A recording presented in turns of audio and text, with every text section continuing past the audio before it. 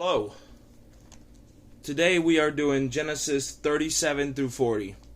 And so far this was the worst part of the Bible so far. This was definitely the hardest for me to get through. Especially yesterday, it was so hot, and plus Genesis 38 is just horrible. Okay? I don't know what these people's problem is. It really just made me angry reading Genesis 38.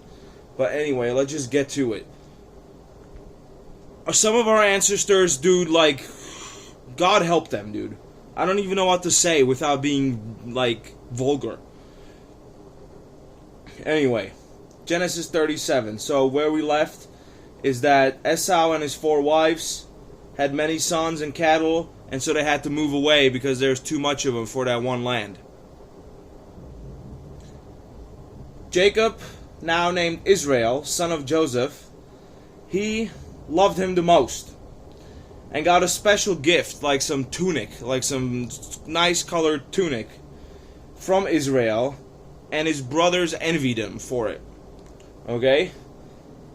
It's long, so I'm just going to try to get through this quick. Then Joseph had a dream about finding chaffs in the field.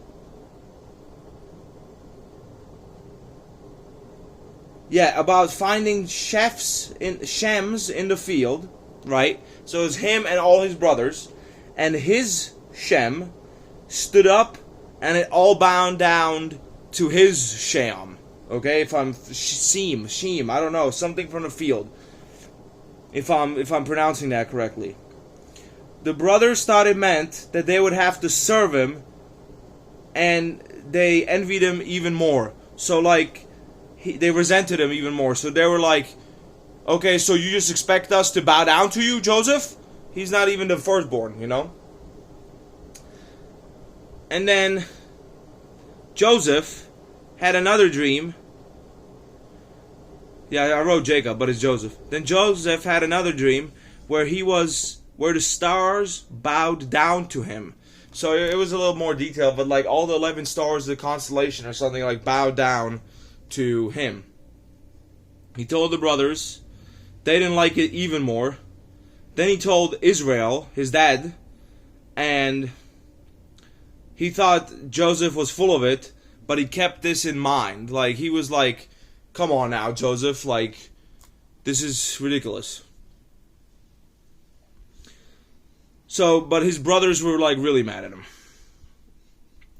Then his brothers were pasturing in Shechem, where they went and killed everyone, and Joseph was sent out to get report of their status, get the status of how they're doing.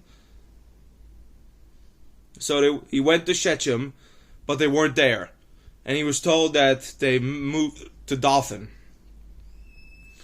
So as he was going to Dothan, they saw Joseph approaching, and said, oh yeah, here comes the dreamer. And they wanted to kill Joseph. And they were just going to say that a wild animal tore him apart. But Reuben, the oldest, convinced them not to lay a hand on him. So he protected Joseph. And so they just threw him into the pit. Because Reuben's plan was that after everybody's done there, he was just going to go back and get Joseph out the pit. But yeah, Reuben was going to go let him. But some Midianite traders were coming through. And so the other brothers, not Reuben, the other 10, were like, well, what is he just going to be good for us, just laying in a pit? Let's sell him off as a slave. And they sold him for 20 shekels into slavery. And it ended up he was being a slave in Egypt because the Midianite traded him to Egypt later. Reuben came back and couldn't find Joseph, but there was some of his clothes down there. So they took his clothes and they dipped it in some blood, and they went back and they told Israel that Joseph was murdered by a wild animal, and Joseph was super sad about this and did a bunch of mourning and was so sad. Okay? And that's 37. Now it goes into 38, okay? And here's this Rosclaw, Judah. Judah was in land of Canaanites and took Shua as his wife and had many kids. Like at least 4. Okay. Judah's firstborn, Er, had a wife, Tamar. But Er was evil, so the Lord took his life. It just says that. It just says that he was evil, so it took his life. Then his brother Onan, based on some old Jewish tradition, is like if your older brother dies and his wife is left, then you have to take her as wife. But Onan didn't want this. But Judah told Onan that he has to have a kid with Tamar.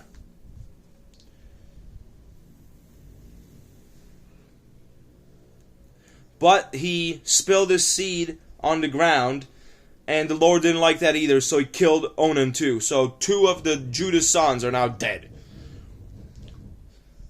Then Judah told Tamar to wait until his 3rd son, Shelah, was grown up, and they were going to get married, and she was going to finally have a kid. A bunch of time passed, and he still hasn't done it. Here, this is the part where it was really driving me nuts. Then Shua died, so I think that's important too, that Judah's wife Shua is dead too. And then Judah was going to go to shear his sheep. And Tamar heard of this, and she was upset that she didn't have Shelah as she was promised, but she wanted a kid very badly. So she took off her mourning clothes, like I guess a widow had to just wear black all the time. So she put a veil on and tricked Judah into thinking she's a prostitute. And I don't know what Judah be doing, having sex with prostitutes. What a weirdo. But Judah saw her lay by the road and offered her a goat to bang her. He didn't know. He didn't know it was Tamar. He didn't know. She said that she needed a seal and a cord and a staff as leverage in case he doesn't come back with the goat. And so they had sex, right? And they conceived the baby. Judah went to go get the goat, but she was gone by then. And he was asking around, like, what is going on? Where's the prostitute of the temple? It literally says some prostitute of a temple. So these temples have prostitutes, and you could just, like, go to mass and then have...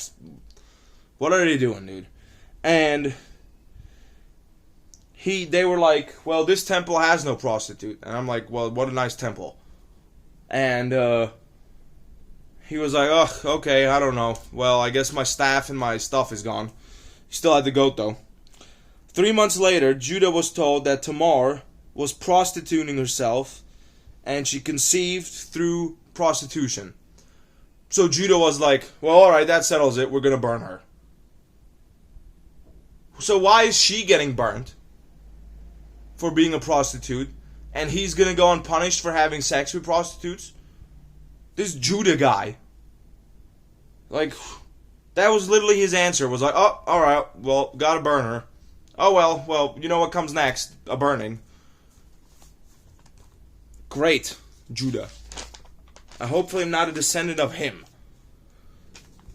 While she was being brought up for the burning, she showed her staff. She showed the people the staff and the ring and the stuff that she took as leverage from Joseph. And Judah saved her life and was sorry that he did not go on his promise and married Shelah to her. His 3rd son.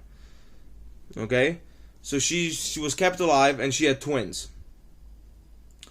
One of the twins, so while she was giving birth, I forget the names, one of the twins stuck his hand out of the you-know-where, and was like, I'm coming first. And so the midwife tied a ribbon around it because it was like important for them to know who was first.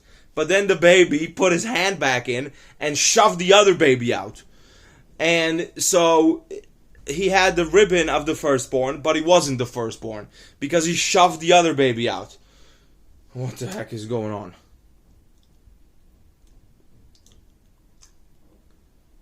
Okay. And so that ends that. And then it went back to like Joseph. So Joseph was bought, as I said, was bought by Egypt. And he was just a slave, like a servant in Egypt. And God had great favor in Joseph. So Joseph, anything he touched became very fruitful, and he became wealthy and rich. And the Pharaoh saw this and put him in charge of everything and all that he owned. So the Pharaoh was just worried. It even says that only thing Pharaoh had to worry about was like what he's going to eat for lunch. But then Joseph was like super hot, right? And the Pharaoh's wife couldn't even deal with it. Weirdos, dude. So the Pharaoh's wife kept begging Joseph to sleep with her, but Joseph was like, nope, nope, nope. The Pharaoh has been super nice to me. All he has given to me is everything except you, so I'm not risking this. No, not having it. So good. Joseph was probably the only normal out of all these. But then Joseph resisted, but she persisted, and one night she tried to force it on Joseph, but Joseph resisted, and while they were like, she was, no, leave me alone, you wretched woman, and his tunic ripped or something, and she had a big piece of his tunic left. And so she started screaming, and she said that he was trying to rape her. And he got arrested and was sent to prison. But the Lord was still with Joseph, and Joseph was put, and like the jail guy was like, saw that like the Lord was with Joseph, and he put Joseph in charge of all the prisoners and in charge of the prison. Then later, the chief baker and the chief cupbearer were imprisoned as well. And Joseph was in charge of them. And they had dreams and asked Joseph to interpret them. So the chief cupbearer had some dream where there was like a vine with like 3 different like places where there was a bunch of like grapes growing, and then he like squeezed the grapes into the Pharaoh's hand. And Joseph's interpretation was interpreted as that his position will be returned in 3 days as the chief cupbearer, and that everything was going to be fine, and that he asked the cupbearer to speak to the Pharaoh well of him, to like maybe have some mercy on him so he could get out of the prison. And then the chief's baker's dream was about like that he was baking bread, and that he had some bread on his head and some birds came to pluck the bread. And so Joseph interpreted it that he was going to get hung and that birds were going to eat his flesh. And in 3 days, it was the Pharaoh's birthday, and the dreams came true, and all that he said was happened. So the cupbearer was restored to being the chief cupbearer, and the chief baker got hanged. But the chief cupbearer forgot about Joseph. Okay? And that ends Genesis 40. Okay? We only have 10 genocide left to go. I'm glad this part is over. Getting through Genesis 38 and reading about all the nonsense Judah was doing was really like tough.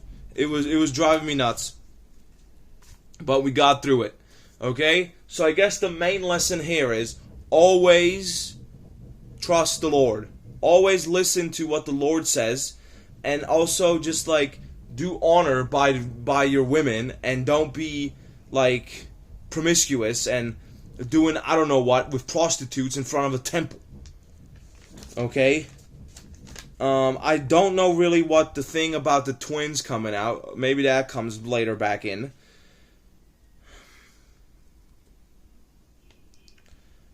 And also, like, you should be like, don't lie about like something and get people thrown in prison falsely, because the Lord's gonna be with them anyway,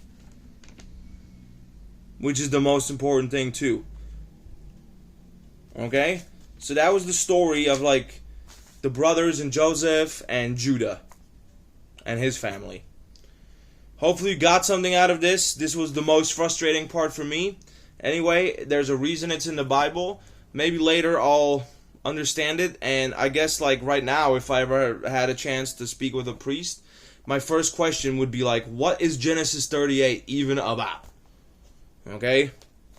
So that's it for today. We had a longer one, but we did also cover 4 books in the Bible. So, no, 3. 4. 37, 38, 39, 40. Alright? That's it. Jameis out.